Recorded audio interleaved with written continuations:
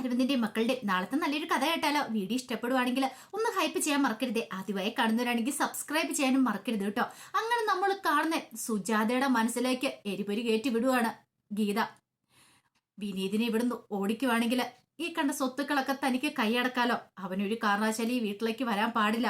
അങ്ങനെയാണെങ്കിൽ തനിക്ക് ഈ വീടും അതുപോലെ തന്നെ ബാക്കി സ്വത്തുക്കളൊക്കെ കിട്ടും. ആ ഒരു ചിന്തയായിരുന്നു മനസ്സ് നിറയുണ്ടായിരുന്നേ. അപ്പൊ അതിനു വേണ്ടിയിട്ട് സുജാതയോട് ഗീത പറഞ്ഞു, എന്താണെങ്കിലും ഞാൻ ദാസേനോട് പറഞ്ഞിട്ടുണ്ട്, ദാസേട്ടൻ ഇങ്ങോട്ടേക്ക് പോരെ. ഇനി ഇവിടെ അമ്മ തന്നെയല്ലേ ഉള്ളൂ. പിന്നെ സ്വത്തുക്കളും കാര്യങ്ങളൊക്കെ നോക്കി നടത്താനായിട്ട് ആരെങ്കിലും വേണ്ടേ? അതുകൊണ്ട് ഇങ്ങോട്ടേക്ക് പോരാനായിട്ട് ഞാൻ പറഞ്ഞു. അത് കേട്ടപ്പോ സുജാത ഒരു നിമിഷം ഒന്ന് ഗീതയെ നോക്കി. ഗീത പറഞ്ഞു, ഇനിയിപ്പോ ആരാ? വിനീത് ഇങ്ങോട്ടേക്ക് വരാൻ പോകുന്നില്ല, അമ്മയെ നോക്കാൻ ഞങ്ങളല്ലേ ഉള്ളൂ. അപ്പം ഇതൊക്കെ നോക്കി നടത്താനായിട്ട് ആരെങ്കിലും വേണ്ടേ? അത് കേട്ടപ്പോ സുജാത പറഞ്ഞു, നീ എന്ത് വർത്താനോ ഗീതയെ പറയണേ? വിനീത് ഇല്ലേന്ന് ചോദിച്ചു. ഓ വിനീത്, അതിനവൻ ഇങ്ങോട്ടേക്ക് വരുവോ? അമ്മയെ നോക്കുവോ? അമ്മയെ നോക്കാൻ ഞങ്ങളല്ലേ ഉള്ളൂ. അപ്പൊ പിന്നെ അമ്മ അവനെ നോക്കിയിരുന്നിട്ട് കാര്യമൊന്നുമില്ല. സുജാതയ്ക്ക് വല്ലാത്തൊരു ടെൻഷനായി. എത്രയെന്ന് പറഞ്ഞാലും തള്ളിപ്പറന്ന് പറഞ്ഞാലും മോൻ എപ്പോഴും മോൻ തന്നെയല്ലേ. പക്ഷെ എങ്കില് ഗീതയുടെ മനസ്സിലിരിപ്പ് സുജാതയ്ക്കും മനസ്സിലാവുകയും ചെയ്തു. ഗീത പറഞ്ഞു, അതൊന്നും ശരിയാകത്തില്ല. അങ്ങനെയൊക്കെ നമ്മൾ ചെയ്യുന്നത് ശരിയായിട്ടുള്ള കാര്യമാണോ? ഓ അമ്മയ്ക്ക് ഇപ്പോഴും അവനോട് തന്നെയല്ലേ. അമ്മയ്ക്കൊരു വയ്യായിക വന്നു കഴിഞ്ഞപ്പോ അമ്മേനെ നോക്കുന്ന ആരാ? ഞാനല്ലേ ഉള്ളൂ. അമ്മയുടെ പുന്നാര മോൻ അമ്മേനെ തേച്ചിട്ട് പോയില്ലേ. ഇന്നലെ കണ്ട ഒരുത്തിയോടും ഇപ്പം അമ്മേനെ പോലും വേണ്ടെന്ന് പറഞ്ഞിട്ട് അവൻ അങ്ങോട്ട് പോയി. എന്നിട്ടോ ഇപ്പോഴും അമ്മയ്ക്ക് അവനാണ് എല്ലാം അല്ലേ. അതല്ല ഗീതേ, നീ ഒന്ന് ചിന്തിച്ചു നോക്ക്. അവൻ ചിലപ്പോ നാളെ കയറി വന്നിട്ടുണ്ടെങ്കിലോ? ഓ നാളെ കയറി വന്നു കഴിയുമ്പത്തേനും അമ്മയുടെ വസ്തുവകളൊക്കെ അവന് കൊടുക്കുമായിരിക്കും. അപ്പൊ പിന്നെ ഇത്രയും കാലം അമ്മയെ ഞാൻ നോക്കുന്ന വെറുതെ അല്ലേ. സുജാതയ്ക്ക് എന്ത് ചെയ്യണമെന്ന് അറിയില്ല. ഗീതയാണെങ്കിലോ മാക്സിമം സുജാതയുടെ മനസ്സിലേക്ക് വിഷം കുത്തി നിറയ്ക്കാൻ ശ്രമിക്കുകയാണ്. എങ്ങനെയെങ്കിലും വിനീതിനെ ഓടിച്ചാലേ ഇതൊക്കെ കിട്ടത്തുള്ളൂ. ഇത് കിട്ടുവാണെങ്കിൽ ഇതോടെ കൈക്കലാക്കാലോ എന്നൊക്കെ ഒരു ചിന്തയായിരുന്നു ഗീതയുടെ മനസ്സറിയാം. അത്രയ്ക്ക് വിഷമാണ്. കാരണം ഉള്ളതെല്ലാം നേടിയെടുക്കണം എന്നൊരു ചിന്ത മാത്രമേ ഉള്ളൂ. അതുകൊണ്ടാണല്ലോ വിനീതിനെ ഇവിടുന്ന് ഓടിക്കാൻ വേണ്ടിയിട്ട്, ഈ വീട്ടിൽ കയറ്റാതിരിക്കാൻ വേണ്ടിയിട്ട് സുജാതയുടെ ഓരോരോ ഏഷനുകൾ പറഞ്ഞു കൊടുത്തോണ്ടിരുന്നേ. ഗംഗ ഒരു കാരണവശാലും വിനീത് കല്യാണം കഴിക്കാൻ പാടില്ലെന്നൊക്കെ പറഞ്ഞത്. എങ്ങനെയെങ്കിലും എല്ലാം കൈക്കലാക്കണം. പക്ഷെ സുജാതയ്ക്ക് മനസ്സിലായി എന്ത് ചെയ്യാൻ പറ്റും? ഒന്നും ചെയ്യാൻ പറ്റാത്ത അവസ്ഥയാ. നിന്നെ ഞാൻ ഇനി വീട്ടിൽ കയറ്റത്തില്ല, പടിയടച്ച് പിണ്ടം വെക്കുക എന്നൊക്കെ പറഞ്ഞത് സുജാത തന്നെയാ. സുജാതയ്ക്കൊരു മനസ്താപം കാര്യങ്ങളൊക്കെ ഉണ്ടായി. ആ സമയത്ത് വിനീതിനോട് നിവിനൊക്കെ പറഞ്ഞു, അതെ കല്യാണമൊക്കെ നല്ല ഗംഭീരമായിട്ട് നടന്നു. അപ്പൊ ഇതിന്റെ ചെലവും കാര്യങ്ങളും ഉണ്ട്. വിനീത് പറഞ്ഞു, ചെലവോ? പിന്നല്ലാതെ. അപ്പോഴേക്കും ഇക്ക പറഞ്ഞു, ഇതങ്ങനെ ഞങ്ങൾ വെറുതെ വിടാൻ പോകുന്നില്ല, ഞങ്ങൾക്ക് ചെലവ് ചെയ്താ മതി, ചെലവ് ചെയ്യാതെ ഞങ്ങൾ വിടത്തില്ല എന്ന് പറഞ്ഞു. ബേബിച്ചേട്ടൻ പറഞ്ഞു, അത് ശരിയാ, എത്ര കാലത്ത് നിന്റെ ആഗ്രഹമാടാ സാധിച്ചേ. എന്നിട്ടോ അങ്ങനെ അങ്ങോട്ട് നിന്നെ വെറുതെ വിടുന്നു കരുതുന്നുണ്ടോ? കുപ്പി മേടിച്ചേ മതിയാവുള്ളൂ. ഒടുവില് വിനീത് സമ്മതിച്ചു, കുപ്പി മേടിക്കാന്ന് പറഞ്ഞു. അങ്ങനെ കുപ്പി മേടിച്ചു കഴിഞ്ഞപ്പോഴത്തേനും ബേബിച്ചേട്ടൻ പറഞ്ഞു, എടാ കുപ്പിയൊക്കെ മേടിച്ചു, ഞങ്ങളോടൊപ്പം നീ കൂടണം. അയ്യോ അതെങ്ങനെയാ ബേബിച്ചേട്ടൻ ശരിയാന്നേ? ആഹാ ഇതാപ്പം നന്നായത്. എടാ കുപ്പി മേടിച്ച് നീ ഞങ്ങളോടൊപ്പം കൂടിയാലല്ലേ പാർട്ടി ഓക്കെ ആവുള്ളൂ, അതുകൊണ്ട് കൂടിയാൽ മതിയാവുള്ളൂ. നീയും പറഞ്ഞു, അത് ശരിയാ, നീയും കൂടെ ഞങ്ങളോടൊപ്പം വേണമെന്ന് പറഞ്ഞു.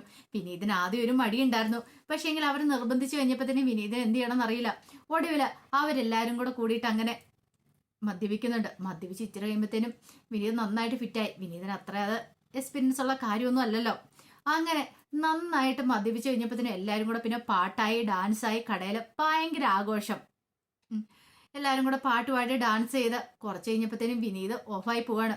വിനീതിന്റെ തലയ്ക്ക് പിടിച്ചു, എഴുന്നേറ്റ് നിൽക്കാൻ പറ്റാത്തൊരവസ്ഥയായിപ്പോയി. അത് കണ്ടപ്പോ ബേബിച്ചേട്ടൻ പറഞ്ഞു, എടാ ഇവനെ പ്രശ്നമായല്ലോ, ഇനി ഇവനെ വീട്ടിലെത്തിക്കണമല്ലോ എന്ന് പറഞ്ഞു. ശരിയാ, എങ്ങനെ വീട്ടിലേക്ക് കൊണ്ടുപോകും? ആര് കൊണ്ടുപോകും? നീ തന്നെ ഏറ്റാ മതി. ഞാനോ? ദൈവമേ, ഞാൻ എങ്ങനെയാ വിനീതിനെ അവിടെ കൊണ്ടുപോയി വിടുന്നേ? ഞാൻ കൊണ്ടുപോയി വിട്ടിട്ടുണ്ടെങ്കിൽ എന്നെ ആ വീട്ടുകാർ പിടിക്കില്ലേ?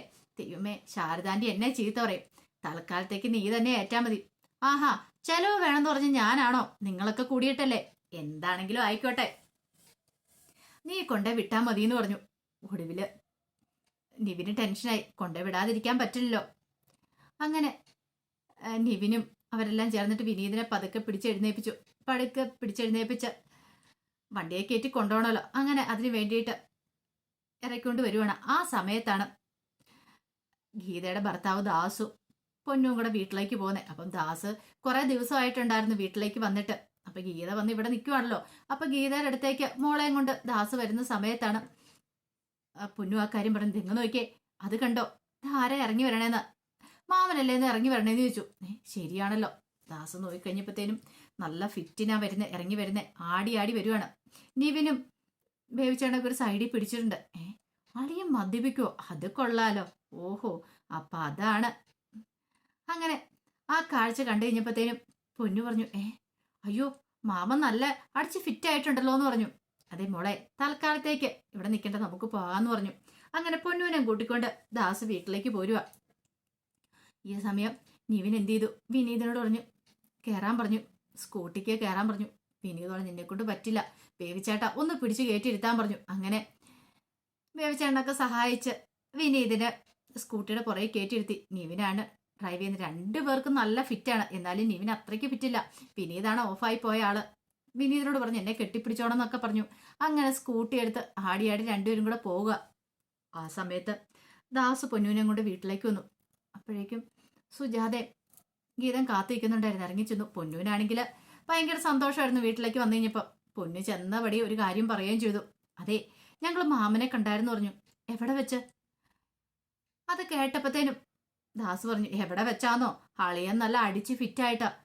അടിച്ചു ഫിറ്റായിട്ടോ? നിനക്ക് തോന്നിയതായിരിക്കും, അതന്നെ അവരൊന്നും ആയിരിക്കില്ല. സുജാത പറഞ്ഞു. ഓ, എന്റെ കണ്ണിന് കാഴ്ചക്കുറവൊന്നും ഇല്ലമ്മേ, അത് അവൻ തന്നെയാണ്. അടിച്ച് നല്ല ഫിറ്റായിട്ടുണ്ട്. കൂടെ ആ നിവിനും ഉണ്ട്. വീട്ടിലേക്ക് പോവാന്ന് പറഞ്ഞു. അത് കേട്ടപ്പോ സുജാതയ്ക്ക് സഹിച്ചില്ല. ദൈവമേ, എന്റെ മോന് മദ്യപിക്കത്തൊന്നും ഇല്ലായിരുന്നു. ഒരു ഒരുമ്പെട്ടവള അവന്റെ ജീവിതത്തിലേക്ക് വന്ന് കേറിയപ്പോ തന്നെ കണ്ടില്ലേ, അവൻ മദ്യപിക്കാനും തുടങ്ങി. എന്റെ മോന്റെ ജീവിതം. എന്റെ അമ്മയ്ക്ക് ഇപ്പോഴെങ്കിലും മനസ്സിലായല്ലോ ഞാൻ പറഞ്ഞ എന്തുകൊണ്ടാന്ന് ഈ ബന്ധം വേണ്ടാന്ന്. ആ ഗംഗയെന്ന് പറയുന്നവള് തലയിൽ കയറി കഴിഞ്ഞപ്പോ തന്നെ അവനൊരു മദ്യപാനിയായിട്ട് മാറിയത് കണ്ടോ. സുജാതയാണെങ്കിൽ നെഞ്ചത്തടിച്ച് നിലവിളിച്ച് അകത്തേക്ക് കയറിപ്പോയി. അപ്പോഴേക്കും ഗീത ചോദിച്ചു സത്യമാണോ ദാസേട്ടാ പറഞ്ഞെന്ന് ചോദിച്ചു. പിന്നെ അല്ലാതെ, ഞാൻ കണ്ണുകൊണ്ട് കണ്ടല്ലേ.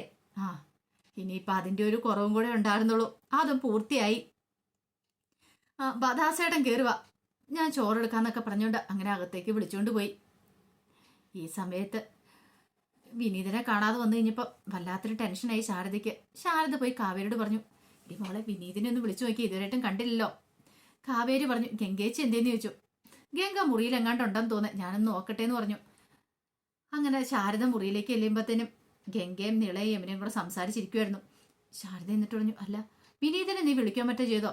ഞാൻ വിളിച്ചില്ല. നിനക്കൊന്ന് വിളിച്ചു നോക്കാൻ വരായിരുന്നോ? ഇത്ര സമയമായിട്ടും അവൻ വന്നില്ലല്ലോ. അത് പിന്നെ ഞാൻ എടി ഇനിയിപ്പം നിന്റെ കുട്ടികളെയൊക്കെ ഒന്ന് മാറ്റണം. നീ ഇവിടെ അല്ല, വിനീതനോടൊപ്പം വിനീതന്റെ മുറിയിലല്ലേ കിടക്കണ്ടേ, നീ എന്തിനാ ഇവിടെ വന്നിരിക്കണമെന്ന് ചോദിച്ചു. അത് പിന്നെ അമ്മേ നീ ഇങ്ങോട്ടേക്ക് എഴുന്നേറ്റ് വന്നേ, ഇതുവരെയായിട്ടും വിനീത് വന്നിട്ടില്ലല്ലോ. വിനീതേട്ടൻ വന്നോളും, ചിലപ്പോൾ വീട്ടിൽ പോയി കാണും. പിന്നെ അവൻ വീട്ടിലേക്ക് പോകാനോ? അവനെന്ന് വിളിച്ചു നോക്കാൻ പറഞ്ഞു. വിളിച്ചു നോക്കിയിട്ട് കിട്ടുന്നില്ല അമ്മേ. ദൈവമേ, എവിടെ പോയെന്ന് അറിയില്ലല്ലോ, വിളിച്ചിട്ട് കിട്ടുന്നില്ല. ആകെപ്പാടെ ടെൻഷനായി പോയി ശാരദയ്ക്ക്. ഇനിയിപ്പോൾ എന്തേലും മനപ്രയാസം കാണുമോന്ന് അറിയത്തില്ല വീട്ടിൽ പോകാത്തന്റെ. അപ്പോഴേക്കും കാവേരി വന്നിട്ട് പറഞ്ഞു ഫോൺ വിളിച്ചിട്ട് കിട്ടിയോ? ഇല്ല കാവേരി, ഒരു കാര്യം ചെയ്യാം, നിങ്ങൾ രണ്ടുപേരും കൂടെ ഒന്ന് പോയി അന്വേഷിച്ച് നോക്ക്. ഗംഗ പറഞ്ഞു അതിന്റെ ആവശ്യമുണ്ടോ? പിന്നല്ലാതെ, വിനീത് എന്താണെങ്കിലും ചിലപ്പോൾ കടയിൽ എങ്ങനെ ഇരിക്കണമെന്ന് അറിയില്ല. സുജാത അങ്ങനെ പറഞ്ഞതിന്റെ മനപ്രയാസം കാണും അവന്റെ മനസ്സിൽ. ഇത്ര സമയമായിട്ടും വന്നില്ലല്ലോ, വരട്ടെ സമയം കഴിഞ്ഞല്ലോ എന്ന് പറഞ്ഞു. ഒടുവില് കാവേരി പറഞ്ഞു ഞങ്ങൾ പോയി നോക്കാന്ന് പറഞ്ഞു. ഗംഗയ്ക്ക് അത്ര താല്പര്യമൊന്നും ഉണ്ടായിരുന്നില്ല. വന്നോളും എന്നൊക്കെ പറഞ്ഞ് ഗംഗ ഇരുന്നാലും ശാരദ ചീത്ത പറഞ്ഞു. ഒടുവിൽ അവർ രണ്ടുപേരും കൂടെ സ്കൂട്ടി എടുത്തോണ്ട് പോവുകയാണ്. കാവേരിയാണ് സ്കൂട്ടി ഓടിക്കുന്നത്. കുറച്ച് ദൂരം അങ്ങോട്ട് വന്ന് ചെന്ന് കഴിഞ്ഞപ്പോഴത്തേനും ഓപ്പോസിറ്റ് ഒരു സ്കൂട്ടി വരുന്നുണ്ടായിരുന്നു. രണ്ട് സ്കൂട്ടിയും തമ്മിൽ കൂട്ടിയിരിക്കാൻ തുടങ്ങി. കാരണം നിവിനായിരുന്നു സ്കൂട്ടി ഓടിച്ചിരുന്നേ. അവനാണെങ്കിൽ പോസ് ആയതുകൊണ്ട് കണ്ടുപോലും കാണുന്നുണ്ടായിരുന്നില്ല. പുറകെ വിനീതും ഉണ്ടായിരുന്നു. പെട്ടെന്ന് ദേഷ്യപ്പെടുവാണ് കാവേരി. എവിടെ നോക്കിയാണ് നീയൊക്കെ വണ്ടി ഓടിക്കുന്നു ചോദിച്ചോണ്ട്. അപ്പോഴേക്കും നിവിൻ വണ്ടി നിർത്തി, സ്കൂട്ടി നിർത്തി ഇറങ്ങി വരുവാണ്. നിവിനെ കണ്ടു കഴിഞ്ഞപ്പോഴത്തേനും ഒരു നിമിഷം ഇങ്ങനെ ഒന്ന് രൂക്ഷമായിട്ട് നോക്കുവാണ് കാവേരി, നീയോ എന്നുള്ള രീതിയിൽ. അപ്പോഴാണ് വിനീതനെ കാണുന്നത്. രണ്ടുപേരും ഉണ്ടോ? എത്ര സമയമായി വിനീതേട്ടനെ വീട്ടിൽ നിന്ന് പോയിട്ട്. വിനീതേട്ടനെ കാണാതെ ഞങ്ങൾ അന്വേഷിച്ചു വന്നാന്ന് പറഞ്ഞു. അപ്പോഴാണ് പൂസാന്നുള്ള കാര്യം മനസ്സിലായത്. പെട്ടെന്ന് കാവേരി ചോദിച്ചു വിനീതേട്ടൻ മദ്യപിച്ചിട്ടുണ്ടോന്ന് ചോദിച്ചു. നീയും പറഞ്ഞു ചെറുതായിട്ടോ? അങ്ങനെയല്ലോ, കാല് നിലത്തുറക്കുന്നില്ലല്ലോ. അത് പിന്നെ കല്യാണം കഴിഞ്ഞതിന്റെ ഒരു പാർട്ടി. ഓഹോ, അപ്പൊ അതാണല്ലേ കാര്യം.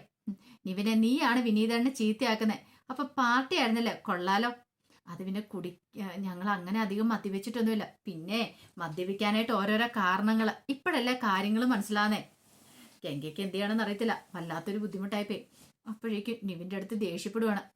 പാർട്ടിയാന്നും പറഞ്ഞ് ഇമാതിരി കുടിപ്പിച്ചിട്ട് കൊണ്ടുവരുവാണോ ചെയ്യുന്നേ? പിന്നെ ഇതാണെങ്കിൽ സോറി ഗംഗ, സോറി എന്നൊക്കെ പറയുന്നുണ്ട്. എന്ത് ചെയ്യണമെന്ന് ഗംഗയ്ക്കും അറിയണ്ടായിരുന്നില്ല. വല്ലാത്തൊരു ബുദ്ധിമുട്ടായിപ്പോയി. പിന്നീട് ഒടുവിൽ കാവേരി പറഞ്ഞു, ശരി വീട്ടിലേക്ക് കൊണ്ടുപോവാ, നിവിനുള്ളത് ഞാൻ വെച്ചിട്ടുണ്ടെന്നൊക്കെ പറഞ്ഞു. നീവും പറഞ്ഞു അത് പിന്നെ ഞാൻ കൂടുതലൊന്നും പറയണ്ടെന്ന് പറഞ്ഞു. അങ്ങനെ ഒടുവില് വിനീതനെ കൊണ്ട് നിവിനും കാവേരിയും ഗംഗയൊക്കെ വീട്ടിലേക്ക് വരുന്നുണ്ട്. ശാരദ ആകെപ്പാടെ ടെൻഷൻ അടിച്ചിരിക്കുമായിരുന്നു.